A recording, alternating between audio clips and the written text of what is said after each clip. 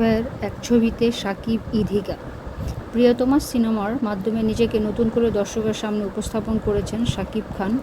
অন্যদিকে ইধিকা পালের বড় পর্দার ক্যারিয়ার শুরু হয়ে ছবিটি দিয়ে।